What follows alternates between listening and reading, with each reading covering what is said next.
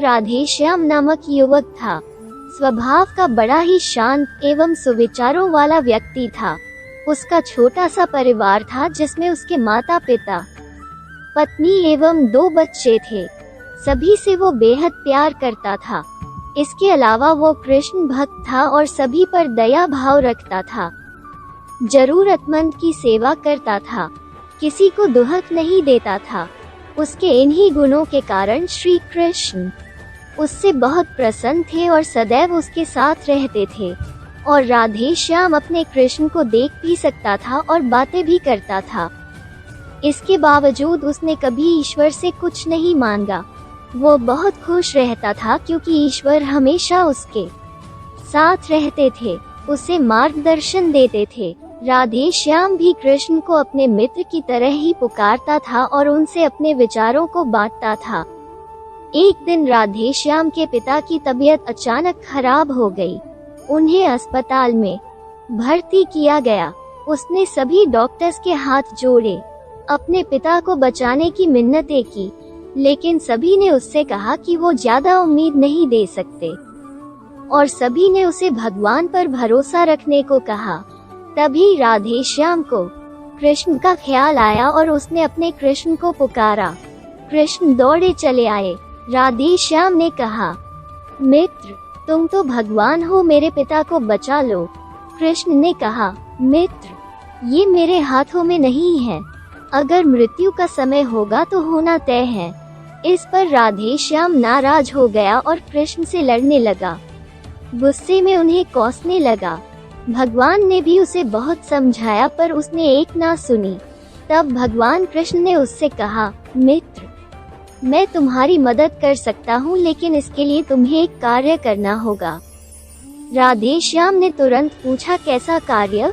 कृष्ण ने कहा, तुम्हें किसी एक घर से मुट्ठी भर ज्वार लानी होगी और ध्यान रखना होगा कि उस परिवार में कभी किसी की मृत्यु न हुई हो।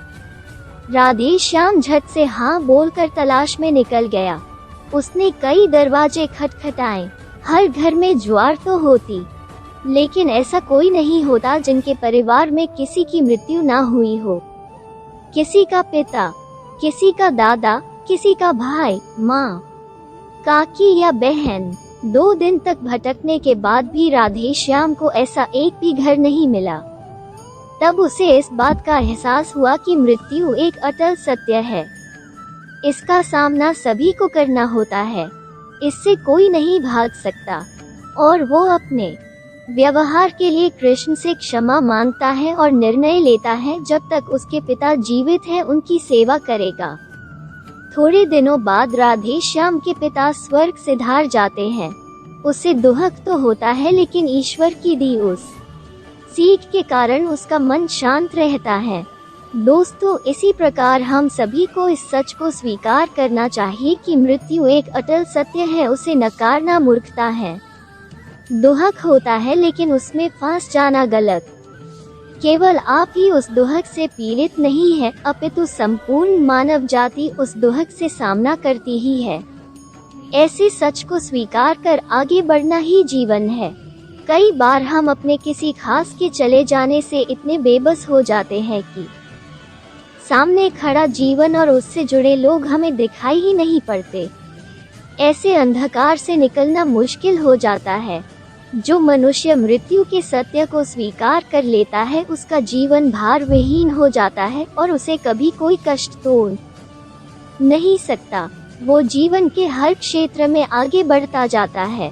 मन को शांत रखने के उपाय। एक सेठ के पास अपार धन संपत्ति थी, किंतु फिर भी उसके मन को शांति न थी। एक दिन किसी व्यक्ति ने बताया कि अमुक नगर में एक साधु रहता है। वो लोगों को ऐसी सिद्धि देता है जिससे मनचाही वस्तु प्राप्त हो जाती है। सेठ उस साधु के पास जाकर बोला, महाराज, मेरे पास बहुत पैसा है, लेकिन मन की शांति नहीं है।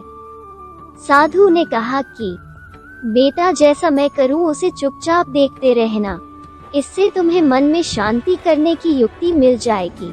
अगले दिन साधु ने सेठ को कड़ी धूप में बिठाए रखा और खुद कुटिया में चले गए। सेठ गर्मी से बेहाल हो गया, मगर चुप रहा। दूसरे दिन साधु ने उसे कुछ भी खाने पीने को नहीं दिया और स्वयं तरह तरह के पकवान खाता रहा। सेठ इस दिन भी चुप रहा। तीसरे दिन सेठ गुस्से में वहां से जाने लगा तो साधु बोला, क्यों, क्या हुआ? इस बात पर सेठ बोला, महाराज, मैं यहाँ बड़ी आशा लेकर आया था, किंतु मुझे यहाँ निराशा ही मिली। इस बात के उत्तर पर साधु ने कहा, मैंने तो तुम्हें शांति की युक्ति बता दी। पहले दिन जब मैंने तुम्हें धूप में बैठने के लिए कहा और मैं स्वयं कुटिया में बैठा तो तुम्हें बताया कि मेरी छाया तुम्हारे काम नहीं आएगी। ये तुम्हें समझ नहीं आने पर मैंने तुम्हें भूखा रखा और खुद भर पेट खाया। उससे मैंने तुम्हें समझाया कि मेरी साधना से तुम्हें सिद्धि नहीं मिलेगी। उसी तरह शांति भी तुम्हें अपनी मेहनत और पुरुषार्थ से ही मिलेगी। मैं तुम्हारे मन को शांत नहीं कर सकता, उसके लिए तुम्हें खुद ही मन की शांति प्रदान करने वाले काम करने होंगे। ये सुनकर सेठ की आंखें खुल गई और वह साधु से आशीर्वाद लेकर अपने घर चला गया। आपकी परेशानी सिर्फ आपके मन की एक स्थिति है। इससे छुटकारा पाने के लिए मन को शांत रखते हुए सही उपायों पर काम भी आपको ही करना होगा। फिर मिलेंगे दोस्तों एक नई कहानी के साथ।